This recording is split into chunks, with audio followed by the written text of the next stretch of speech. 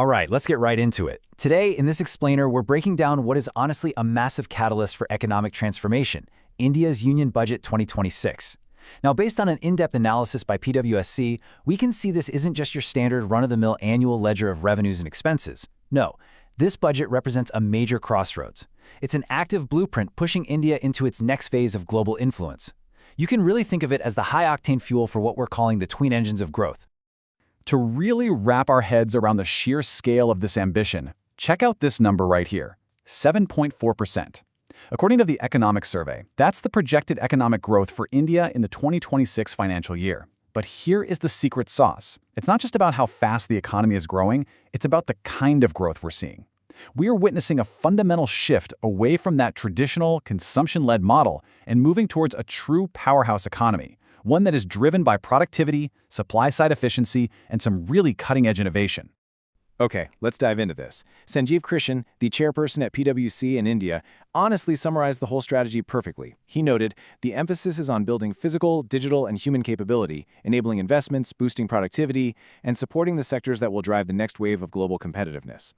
And that really encapsulates the overarching theme of this budget. We're talking about Viksit Bharat, which is this vision of a fully developed India by 2047. This isn't just some government buzzword, it's literally the blueprint for the economy that you'll be working in, building in, and investing in for the next 2 decades. To make sense of this massive policy document, we structured our explainer into a clear flight path today. We'll start with the macro Viksit Bharat vision, look at powering the tech engine, scaling up manufacturing, easing the business path, and finally the innovation outlook.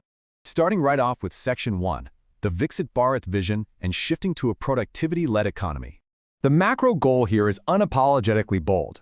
India doesn't just want to casually participate in the global economy anymore. It wants to become an indispensable hub within global value chains. And to pull that off, you've got to completely change your strategy.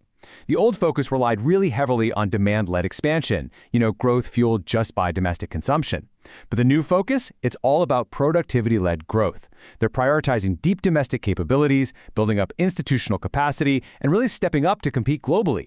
Competitiveness, rather than insulation, is the new foundation for long-term stability here. Moving seamlessly to Section 2, powering the tech engine, unleashing the digital economy. So India is already a well-known tech powerhouse for sure, but Budget 2026 wants to transform it into the world's premier cloud data and AI infrastructure hub. Now, what's really interesting about this slide is how the budget is actively using targeted tax policy as an innovation magnet. We're seeing a massive tax holiday for foreign data centers stretched all the way to 2047. There's a brand new deep tech fund of funds to back those crazy big ideas. And maybe the biggest win for the IT sector, the new safe harbor rules, expanding the threshold up to 2,000 crore rupees and setting a uniform margin of 15.5%. Now, if you aren't an accountant, safe harbor probably sounds like some really heavy jargon. But think of it like this. It's basically a predictable financial force field. It allows tech companies and global capability centers to easily calculate their tax margins well in advance, which completely removes the fear of getting bogged down in prolonged tax disputes. Because let's be real, when a global tech giant knows exactly what its tax liability is going to be, they feel a lot safer pouring billions of dollars into research and development right there in India.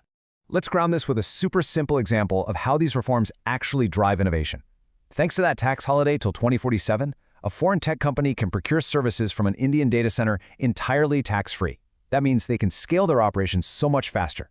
The end result? They build robust, cheaper AI infrastructure right on Indian soil. And that gives local startups the critical compute power they desperately need to build the digital products you and I use every single day. Which brings us to the second of our twin engines. Section 3, scaling up manufacturing, the physical world of next-gen industry. While the tech engine is obviously handling the digital realm, a country absolutely cannot be a true global powerhouse without making physical things. To prove they mean business, the government is backing the electronics components manufacturing scheme with a staggering 40,000 crore rupees. This is a huge part of the national manufacturing mission. The goal isn't just to casually assemble imported parts in India anymore, it's to manufacture the underlying components from scratch, the chips, the boards, the raw materials, to achieve genuine self-reliance. And the budget is literally using customs duties like a precision scalpel here to carve out this new reality. Look at the strategy for critical raw materials that India needs to invent the future. Things like capital goods for lithium-ion battery storage or specific nuclear power components. Customs duties for those completely exempted. Cut to zero. But flip that around. For sectors where India already has solid capacity, like certain chemicals or medical equipment, the previous exemptions are actually being discontinued. They are intentionally forcing domestic companies to step up, scale up, and supply the local market themselves. And this brilliantly illustrates how this plays out in the real world. Imagine a local electric vehicle startup. By importing the capital goods they need to make lithium-ion cells completely duty-free, their initial setup costs just plummet. Because of that savings, they can prototype much faster, innovate on their battery chemistry, and ultimately sell a more affordable, more reliable EV to the everyday consumer. It is a direct, undeniable line from targeted tariff cuts straight to green innovation. So the Make in India journey they've mapped out here is like a highly strategic giant puzzle. Step 1, bring in the critical raw materials you don't already have, cheaply and duty-free. Step 2, process and assemble those materials utilizing India's massive network of micro, small, and medium enterprises. And Step 3, export those high-value, high-tech finished goods right back out to the global market. Moving to Section 4, easing the business path, the lubricant for the twin engines. Because honestly, having incredibly powerful twin engines is totally useless if the gears are jammed with rust, right? That's exactly why this budget is packed with friction-reducing reforms. They're rolling out a customs integrated system to fully digitize trade approvals. They are actually decriminalizing minor tax offenses, meaning a business faces a simple fine instead of the terrifying prospect of prison time over basic paperwork error. They're also wiping out bureaucratic permissions for moving goods between bonded warehouses. It's a massive shift towards a digitized, trust-based regulatory environment. So the crucial point is right here on this chart. Doubling the MSME credit guarantee cover from 5 crore to 10 crore is just huge for the little guy.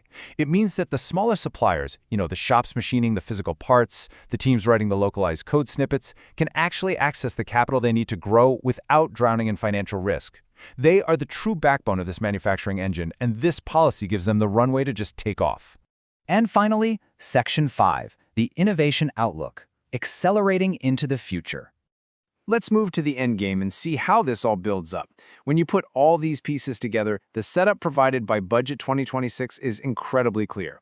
We've got sweeping tax holidays for the tech sector, highly strategic custom duty cuts for raw materials, and greatly simplified regulations. And the payoff? A robust, homegrown ecosystem. This policy is explicitly designed to ensure India isn't just importing AI, deep tech, and electronics, but rather actively creating them and leading the globe.